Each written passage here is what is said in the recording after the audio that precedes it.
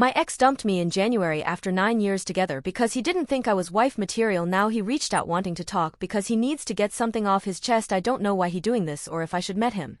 I 27F was with my ex 26M, who I will call Nate because if I'm being honest minus betraying a friend I was a Cassie.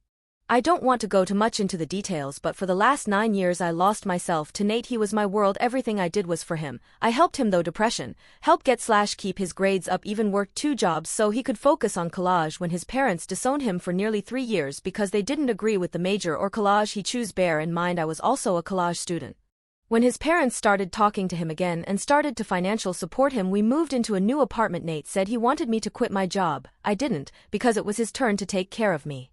For 16 months everything was great. He spoiled me. Then I noticed he was more interested in his new friends. At times he ignored me completely. Back in December he did a 180 and he bombed me the whole month. He really went out of his way to make Christmas magical for me. I honestly believed he was going to propose on January the 2nd. He made me my favorite dinner and made this speech about me being his first love, how I've been there since high school. I kept thinking any minute now he's gonna ask me to marry him.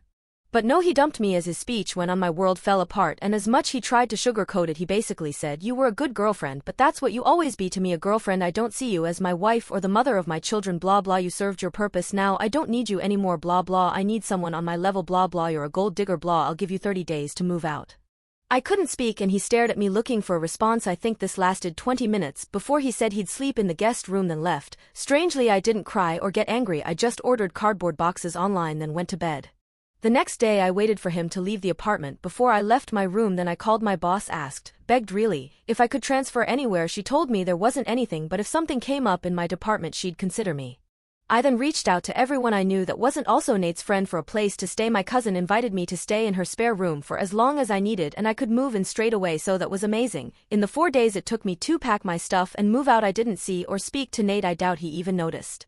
I didn't trust myself at the time to ignore a "you up" text, so I blocked him and everyone close to him, even changed me number/email to make sure he couldn't reach me. The first night at my cousin's was the night everything hit me. I think I cried every night the first month. I honestly felt like shit. I thought about what Nate said over and over again. It made me feel so low, like I was nothing. He only stayed with me because I was just there, but thankfully my cousin sent for my mom, other cousins, and real friends to give me an intervention which I badly needed. I believe that first month I wouldn't have made it without my cousin. I'm still healing and waiting on that job transfer because I feel like if I'm not in the same city as Nate and I have a place of my own, the fresh start would do me the world of good.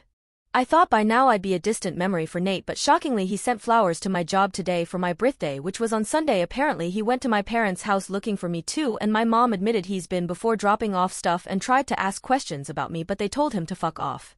The flowers came with a card saying, "Dear Cassie, happy belated birthday. I've been thinking about you for non-stop for the last few months, especially with how everything ended. I need to get something off my chest that I feel will haunt me for the rest of my life if I don't tell you this to your face, but I've no way of contacting you. If it's possible, can we meet up in the near future, Nate?"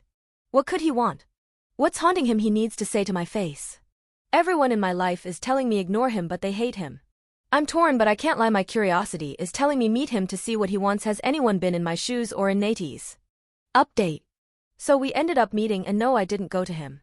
I had told the receptionist at my work if he came looking for just say I'm out for the day after he showed up once. I didn't want the drama of him around my job.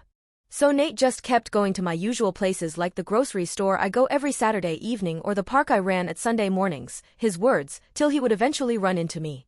And he did yesterday. He was waiting at the coffee shop I go to after my morning run.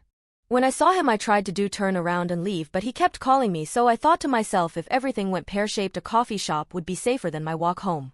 So I just sat down and asked him what he wanted. He gave an apology that wasn't an apology, you know, the type with "I'm sorry but," and "pity me." He blamed his mental health, his job, his parents, his friends, everyone but himself. I took someone's advice on here and said, "Cut the crap, I already know everything." He genuinely looked shocked and stared at me for a second. I guess he thought his coworker already told me everything, so he couldn't lie. Here's what really happened. He fell for a girl in his office. When he told me her name I knew her immediately. I've met her a few times.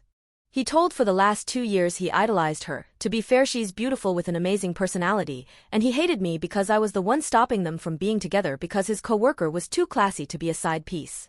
When he broke up with me he confessed to her that he was madly in love with her and he ended a 9-year relationship to be with her. Well, here's where it gets funny. She doesn't even like him, lol. She called him a piece of trash and told him if he ever spoke to her outside work she'd report him to HR.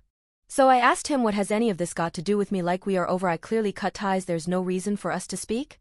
He wants to try again, promised we'd get married before the year ends, that we belong together. I told him no, I'm nobody's second choice. He threw me away after 9 years and said some pretty cruel things to me, and now he thinks if he snaps his fingers I'll come running back. He tried to beg and fake tears, bringing the good times in our relationship.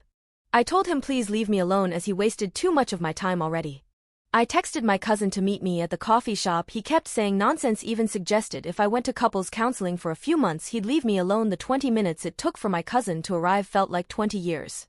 In the end I just stopped listening and stood at the counter making small talk with baristas till my cousin arrived. She told him to fuck off, and if he tried to follow us she'd call her brothers.